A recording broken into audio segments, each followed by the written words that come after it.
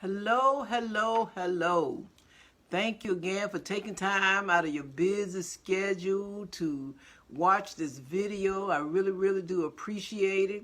As you know, last week, for the last 3 weeks, as a matter of fact, we have been talking about platonic love. And one of the things that we learned about this particular love is that it's an intimate love. It's an intimacy love between friends. And one of the things that we found out that I learned is that it's obvious it works. They've done research to prove that it works. And so for me, it doesn't work, because one of the things that God revealed to me is that anytime you're in an intimate relationship, anytime you are in a relationship that you have built a foundation with, and that you got plans for the future concerning this relationship, and especially if you are man and wife, that you violate an intimacy code when you get into an intimate relationship with someone other than that person that you have a future with, or you plan to marry.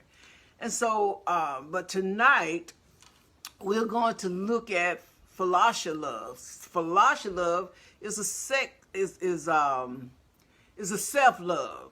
And so even in that, we realize that we've been talking about the different types of love, and it always came back to loving yourself.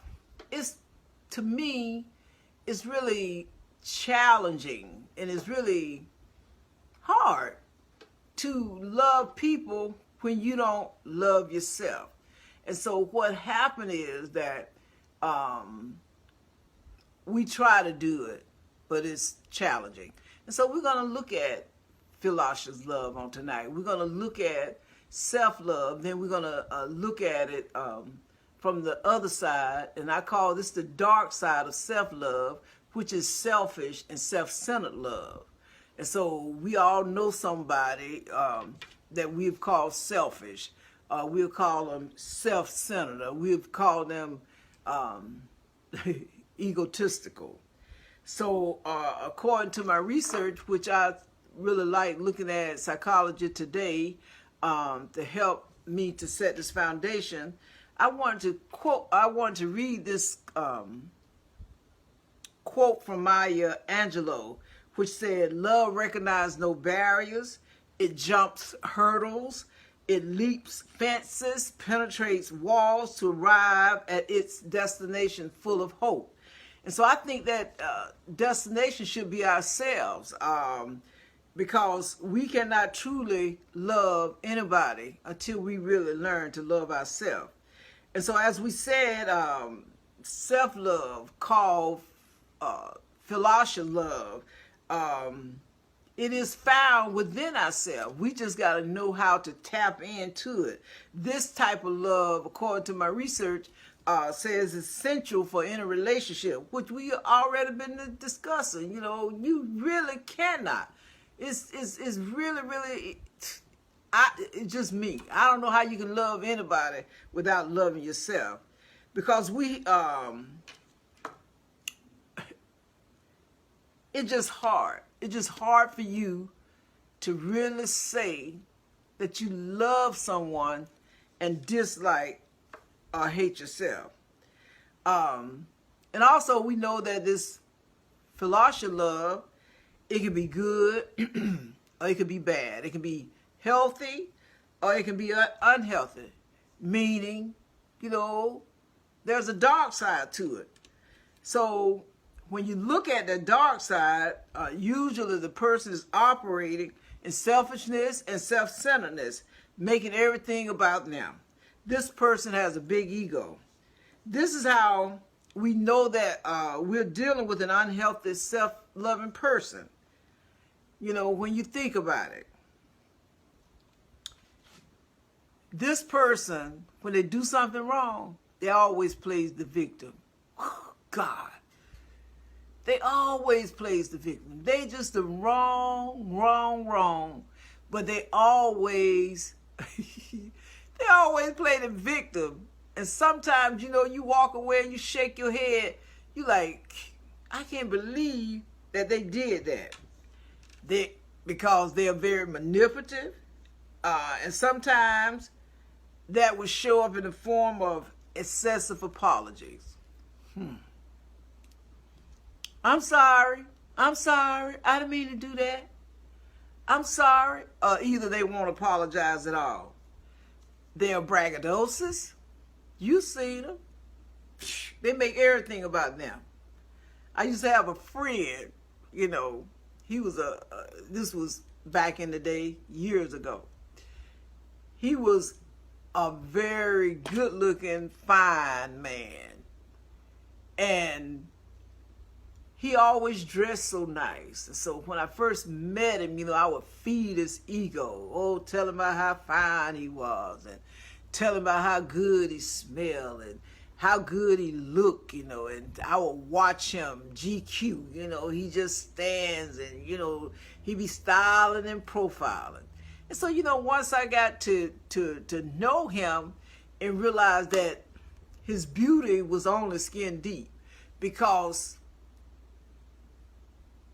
I never really could get the substance of who he was, because he only showed the outer appearance. But I knew that there was inside of him a very soft and gentle, loving person. But he never really showed that side of himself. He always wanted you to look at the outer appearance, wanted you to tell him about his suit and tell him about his excuse me, his shoes, but he never wanted to talk about himself. And so when you did notice the suit or notice the shoes, he would always tell you about the designer, like I cared. Sometimes I just want to just say, here, take my cell phone, call you about 10 people who really care, because it's the substance of the person. It's the inner, because this stuff, when you in your 30s, and you're looking good, you're fine. As time progresses, a lot of that's going to change, baby. You just need to know it. Okay, excuse me. They are so consumed with themselves that they are not emotionally available. Yeah. They're not emotionally available to you because they can't get beyond themselves. So just think about it. You're in this relationship with this person. You are in a personal relationship with this person. How can they be emotionally involved in you when everything is about them? They can't, because they cannot get beyond themselves. They are really, really not concerned about you. And this is one thing I want you to understand is this. It's not that they're bad. This too can change. But they have to become aware of what's going on in their own life. Now for me, I think it's a spirit. I don't think that they even realize how self-consumed, how jacked up, how messed up they are. Because if you've been a certain way all of your life, then that's all you know. That's all you know. That's who you think you are. This person is so self-consumed to the point of being a narcissistic person. They're narcissistic. They are mentally unstable and need to get some help. Not all of them are the same. Some of them are Okay, let me give you this example. You got some people who are self-consumed, selfish, and all about me. You know, the me, I person. Now that person, they usually make statements or comments like this. Excuse me. Nobody loves me. I just say, love yourself. Well, nobody likes me. You got to like yourself. Nobody helps me. Well, you got to help yourself. See, for me, when you love yourself, like yourself, help yourself, other people around you, your friends, your family, they see this and they know this. They know that you loving yourself and caring for yourself. And so they don't mind stepping in to help you. Because, you know, we're energy. We are spiritual beings experiencing we having a human experience.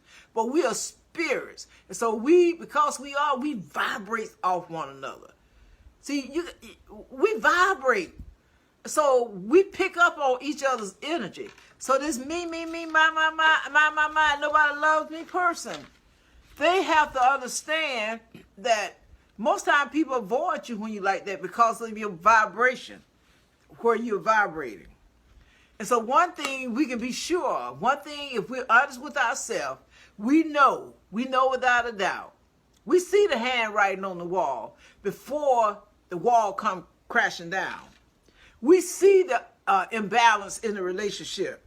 We see the lack of self-love. But we close our hearts and we close our eyes to it. And in a relationship, there must be a give and take. There must be a give and take in a relationship. And when I say give and take in your emotions.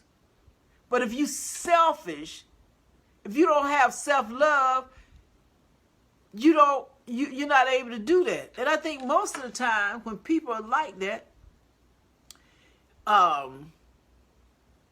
of course, like I said, it comes out of experience. When people are like that, they're operating in fear. Fear of letting go of who they are. But just think about it. You holding on to all that craziness. Yes, you was hurt. Yes, you were disappointed. Yes to all the negativity. But those was your experiences. And nobody can change. You can't change them, as a matter of fact. You just have to learn to make that adjustment so you can be the most loving person that you know how to be. That you can learn to love yourself again. You know, I just refuse to allow people to come into my life and dictate how I love myself. If you don't love me, it's your loss. But Esther will continue to love herself. Because I know that if I love myself, that I'm going to draw energy in. I'm going to draw that positive. I'm going to draw love to me.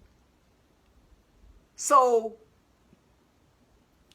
there was a time when I was like that. I had the walls up. You know, I got to protect myself.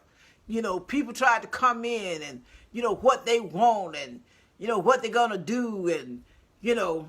But I realized that I was self-sabotaging. I was sabotaging any relationship that God had for me because I did not know how to love myself.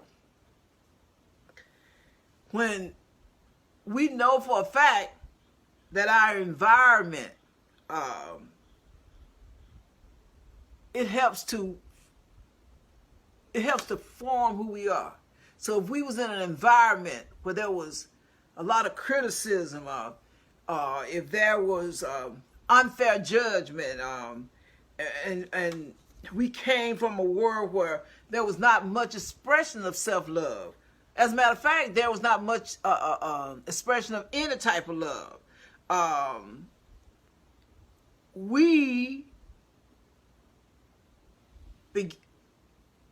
Then that's when we don't have that expression. We learn. We do what we learn. And so when we realize that we didn't get the right teaching, Then as we mature and get older, then what do? We readjust ourselves.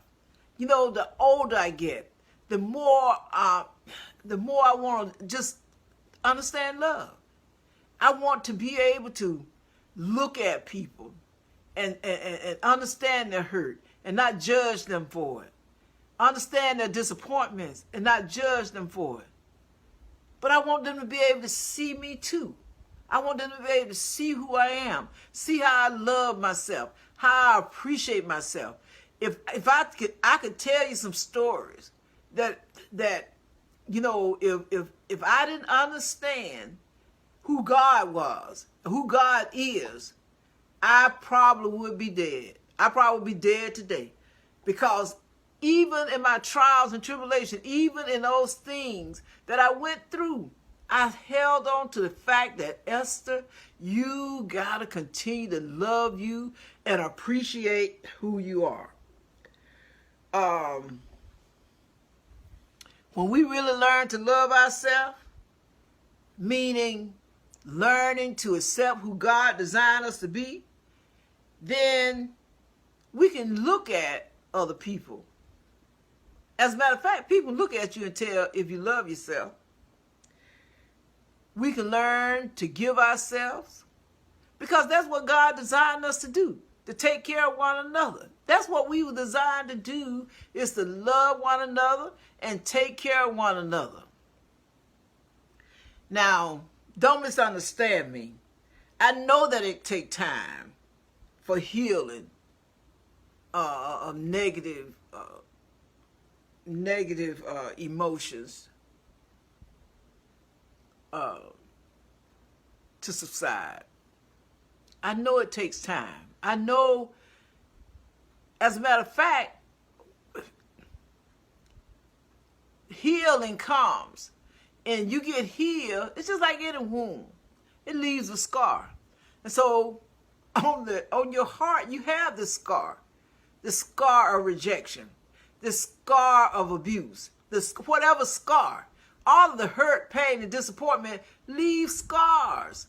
And guess what? It's only a scar. The scar is not who you are. But what we do, we begin to build, you know, you heard of scar tissue, right? When you don't love yourself, when you allow those things that happen in your life that leaves the scars of life, and you allow those things to continue to come in, it builds up scar tissues. It builds up scar tissues around your heart. And really, it makes you not such a nice person. So, God has said to us about love. If we just decide, you know, what he said to us about love, he told us to love one another. He told us to love each other deeply. That's how he told us to love one another. In Ephesians 4:2, it says, whoever lives in love lives in God, and God in them. If we have God living in us, then we can allow him to transform us. God is love, and God never fails. If we can just trust God. I know we try to do this thing without God. I've tried to do it without him, and it just didn't work for me. It works for some people, but eventually they find out that the foundation is built on God. Eventually they come into the knowledge of who God is, and they continue to let their relationship rest on that. But if you're struggling with self-love, go and find out what God said to you about love. What he said. I think it's in Psalm 91.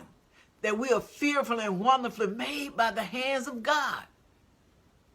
We are fearfully and wonderfully made by his hands. He loves us. He has a plan for our lives. He designed you just the way he wanted you to be. He have you looking just the way he wants you to look.